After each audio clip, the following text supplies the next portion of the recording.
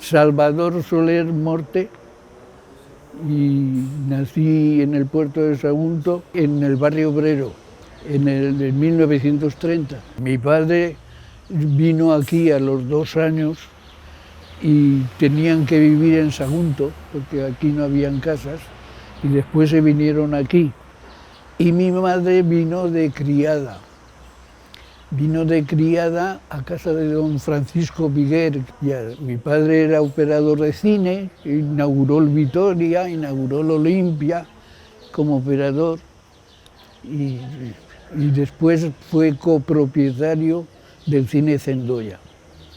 Bueno, las primeras escuelas fue en el año 34 y 36, que yo iba a la escuela de don Nicomedes, que era hermano de don Aurelio. Después de la guerra, pues ya fui a don Ángel Vázquez, y de allí ya pasé a la escuela de don José, que era la de la fábrica. En el año 44, cuando el mismo día que cumplía 14 años y un mes, ya entré a trabajar. Y entonces entré por designación del director. Con don Juan Murcia venía a examinarnos y como premio me dio eso, porque lo normal era que los hijos de los obreros siguieran siendo obreros y los hijos de los empleados entraban para empleados. Y mi padre era obrero y yo entré al laboratorio empleado. Entonces había muchas diferencias. O sea, por ejemplo, las pagas, nosotros cobrábamos una vez al mes y los obreros cobraban una vez a la semana. Segundo, cuando había una paga extraordinaria, yo cobraba un mes y mi padre cobraba una semana. Y además, cuando yo entré a trabajar, me regalaban 3 vales de carbón gratis. Y mi padre le daban 2 pagando. Y esas diferencias, bueno, tenían distinto horario, porque nosotros teníamos el sábado fiesta, o sea, el sábado por la tarde fiesta. Teníamos 7 horas diarias. Los otros trabajaban 10 horas, que había de 5 y 20 a 7 y 20, habían 2 horas extraordinarias que normalmente las hacía todo el mundo porque le hacía falta. Y trabajaban 10 horas, nosotros no. Las vacaciones yo tenía, creo que era 15 días o un mes, 15 días, y mi padre tenía una semana. O sea, esas diferencias después se paliaron. Bueno, primero hacía ir al horno alto y a hornos de coke todos los días a sacar unas muestras de gases para que los analistas hicieran los análisis. Y después me iba a por aguas. Yo tomaba el canal del horno alto, o sea, filtros, canal, alimentación, soplante y alternador. O sea, el alternador que estaba en marcha o la soplante que estaba en marcha, yo tomaba una muestra de de agua, y cogíamos y se analizaba en el laboratorio.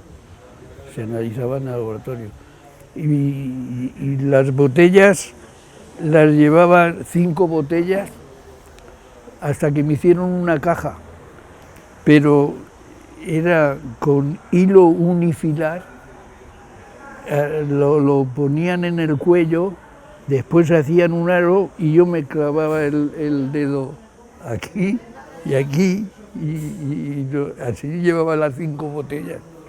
La chimpún era una máquina diésel que se dedicaba a repartir el agua. El agua. El agua potable.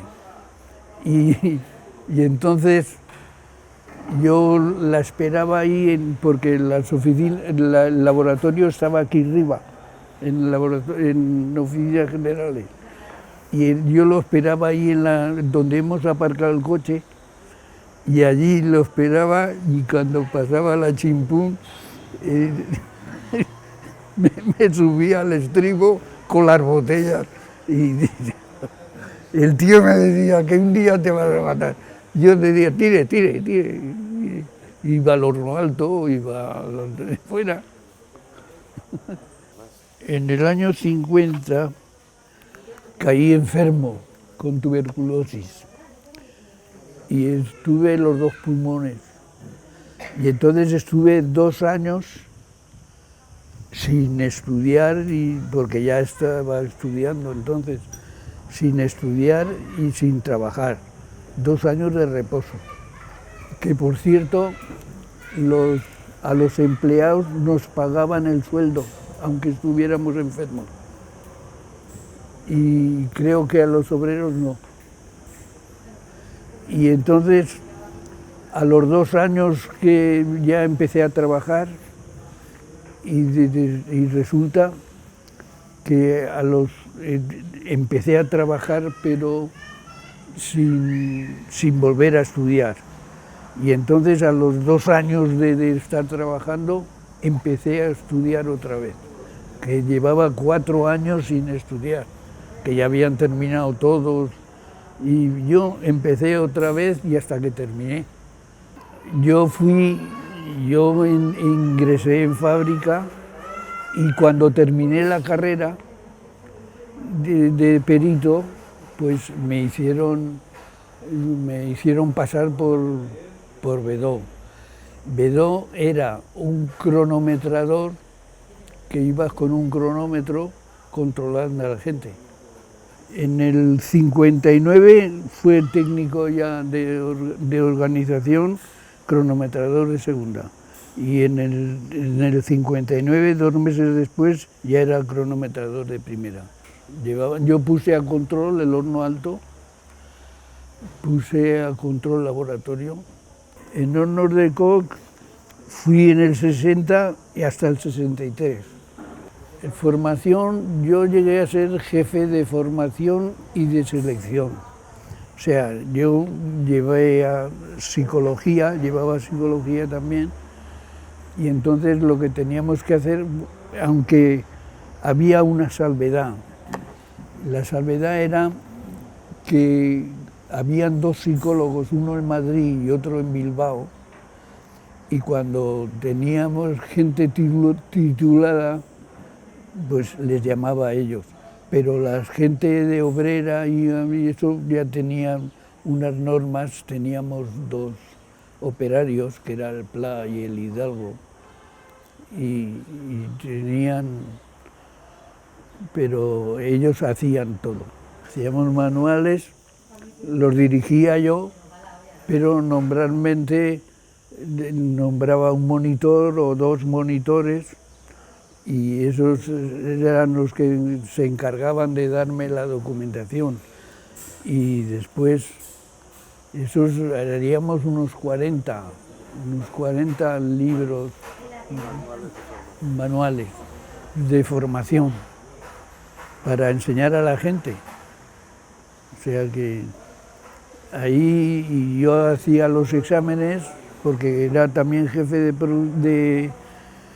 de formación y de selección. Yo creo que penosos es una cosa y peligrosos es otra. O sea, penosos había en toda la fábrica, porque empezando por la batería, los que estaban en los tragantes, esos rascaban mucho. Y los peligrosos, los que estaban en hornos de acero, sobre todo cuando había pozo. El pozo era que en la solera del horno se hacía un agujero y entonces había que rellenar con cal y con dolomía y se pegaban unos tratos de miedo. El horno alto también, los carros báscula y todos aquellos también perreaban bastante. La minación, donde más peligro creo que había, era en dos momentos. Dos momentos que uno era si el lingote no estaba bien fundido y estaba en el corazón tenía caldo, pues cuando pasaba por los rodillos reventaba y eso. Y lo otro era lo de el comercial, que había que coger una guía y pasarla por otra y a veces se te enrollaba eso. ¿Había muchos accidentes por aquella época? Bueno, yo he visto directos dos, un domingo por la mañana que murieron, lo menos dos murieron. Y aquellos los vi yo que estaba trabajando de analista en Honor de Acero. Era domingo por la mañana y hubo un reventón y yo no sé qué pasó, pero se quemaron lo menos dos y otro se terminó sin orejas. Pero fíjate, como dato curioso, cuando el caldo se escurría, se terminaba en la cuchara, había tíos que cogían un cigarro y apretaban contra la pared y lo encendían. ¿La pared de la cuchara? Con la pared de la cuchara. Y lo encendían. Fíjate el calor que tenía que dar aquel momento. ¿Qué es la cuchara? ¿Sí? La cuchara era donde se recibía el caldo. ¿El caldo es? Sí, el caldo es el acero fundido o el arrabio fundido. El arrabio es la primera materia prima que se lleva a hornos de acero y después se transformaba en acero. Se quemaba el carbono, se quemaba el manganeso. El arrabio, que era la primera fundición del horno alto, o era del acero, o de la escoria, porque la escoria también se colaba en... O sea, la escoria iba flotando, porque tenía menor densidad que el acero. Y entonces caía por un sitio la escoria y por el otro el arrabio, digo el acero. El aire que iba al horno alto se producía en una soplante, entonces pasaba por las estufas, se calentaba y se inyectaba al horno. El final no fue formación, porque estuve hablando con el director, con Ortolá. Estuve hablando y me dijo, ¿qué te pasa que estás cabreado? Digo, hombre, ¿cómo estarías tú en mi sitio? Porque entonces, ya como me iba a jubilar, ya nadie quería saber nada de mí. Y entonces me dijo, mira, te voy a mandar con Vila para que organicéis un poco el tema ese. Yo creo que el cierre no fue lógico, porque esa empresa, modernizándola un poco, estaba en condiciones de seguir. Pero no sé si Vizcaya influenció en este tema, o no lo sé, o en Sidesa, o no sé si... yo, de verdad, es que la información que tengo no es suficiente como para opinar. Bueno, la guerra civil pues fue bastante dura para nosotros, porque yo tuve que sufrir muchos bombardeos, hasta que una noche ya mi padre se enfadó y dijo, nos vamos. Y nos fuimos a Sagunto andando, claro, a Sagunto andando después de un bombardeo. Cuando a mi padre lo llevaron a Cieza, era tornero, y entonces estaba en el taller y preparando balas y obuses y cosas de esas. ¿Por qué los trasladaron? Yo le oí a mi padre que si no hubiera sido porque, esto se lo oí yo a él, hablando con otro, si no hubiera sido porque lo llevaban al frente, pues no se hubiera ido a Cieza. Pero tenía que elegir entre el frente o Cieza. La razón fue únicamente porque aquí no podían trabajar por los bombardeos, porque allí no había bombardeos. A nosotros nos ametrallaban los aviones. Cuando íbamos, nos ametrallaban. Íbamos en vagones de mercancías. Y el nuestro no tenía techo ni nada. Y venían los aviones y bim, bim, bim, bim, bim, bam. Y alguno se quedó por allí.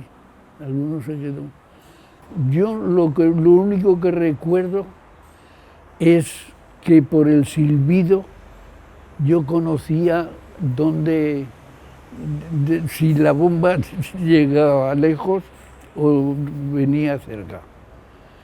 Porque yo tenía un huerto de patatas y nos poníamos un palito en la boca y nos íbamos corriendo a los caballones. Cuando oía la bomba decía, esta va lejos, esta va cerca. ¿Recuerdas de los camiones rojos, aquellos que había, el número 1 y el número 2? Pues vinimos sentados encima de una botella de oxígeno. En Estibella, nosotros, cuando los soldados ya se terminaba la guerra, cuando los soldados lo que hacían era tirar el material, sea los fusiles, las balas, las bombas, todo, y se marchaban a casa ya, se marchaban.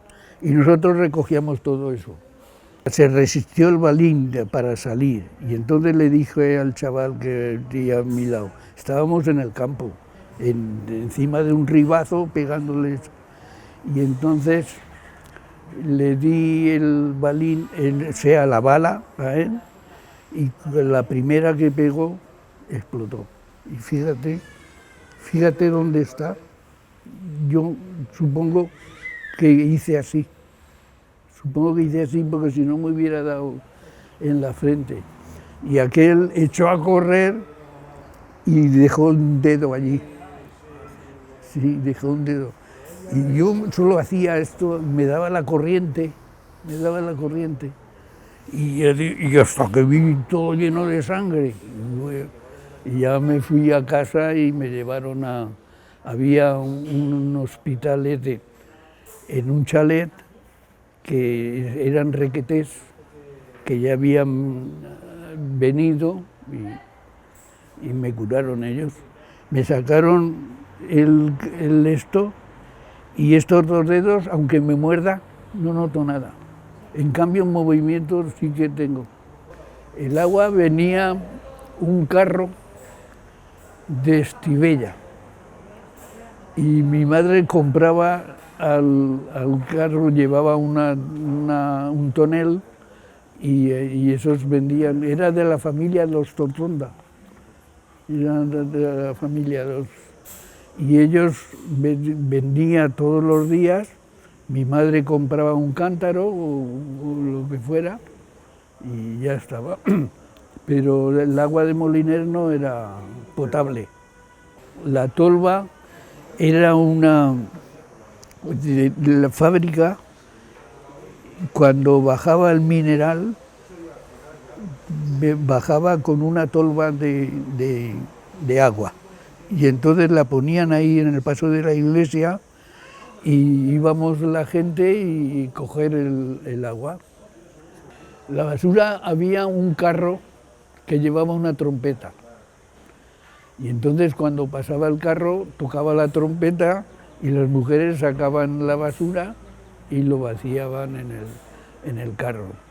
O sea, el basurero cogía de la mujer y lo vaciaba él. Criaba un cerdo, criaba patos, los conejos, las gallinas. Y todo eso, cuando salía de la escuela, que entonces en verano era a las 4 o las 5 de la tarde, pues me iba y traía verdolagas, traía caracoles para los patos, traía vallico y corriguela y todo eso, y con eso alimentábamos, porque mi padre era muy inteligente, mucho.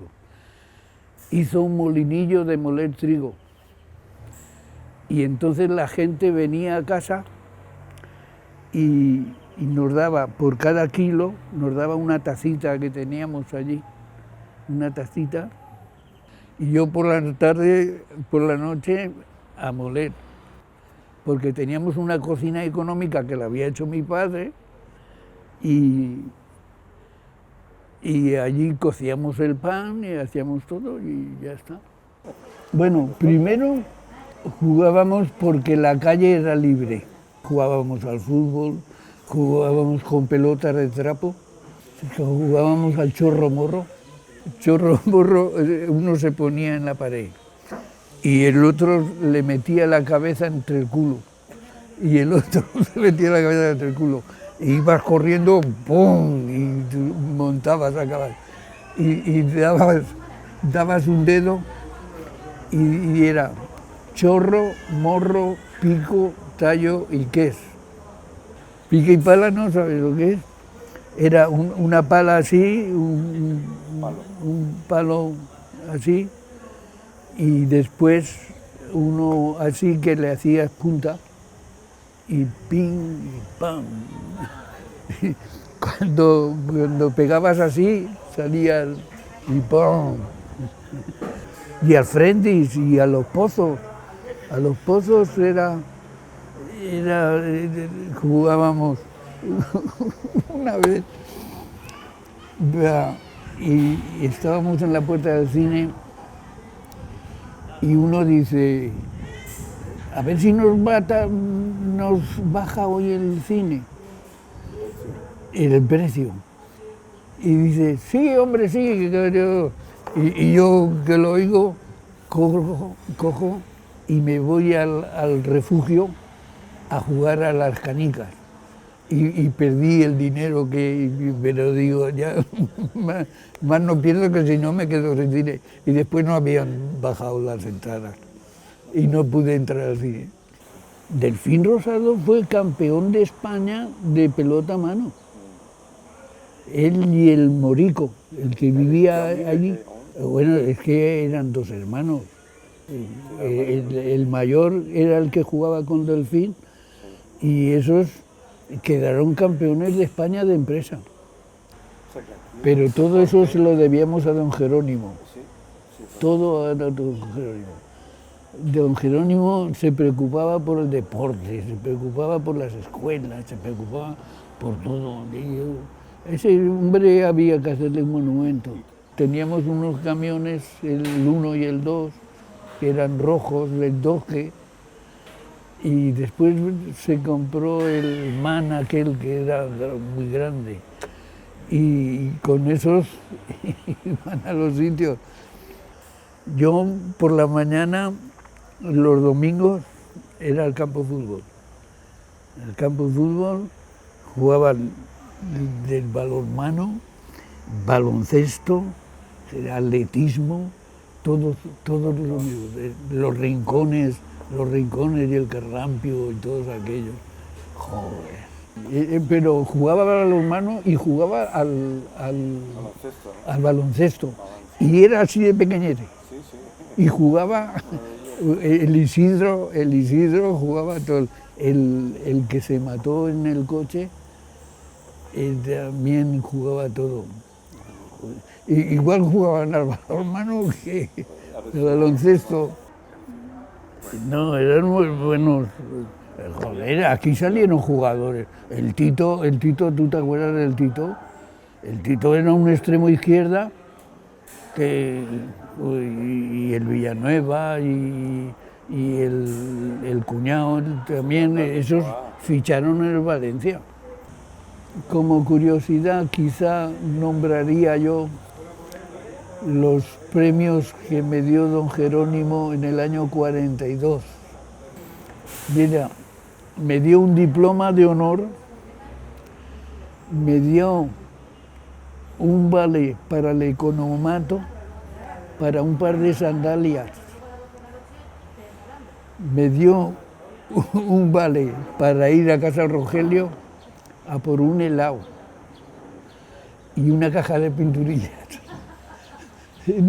Es curioso eso, porque esos premios de sandalias y un helado, eso no existe, ¿eh? Y me acuerdo de aquello, me emocionó un poco. Y estaba de turno, y el que estaba de turno estaba pendiente de la visita, por si acaso preguntaban alguna cosa y eso. Y me apartó un poco y me dijo: yo sabía que tú llegarías. Eso no se me olvida nunca. Era un hombre especial también. Hombre, Era muy sensible. tenemos que agradecerle mucho la formación y las escuelas y todo. Joder, ese tío había que hacerle un monumento, hombre.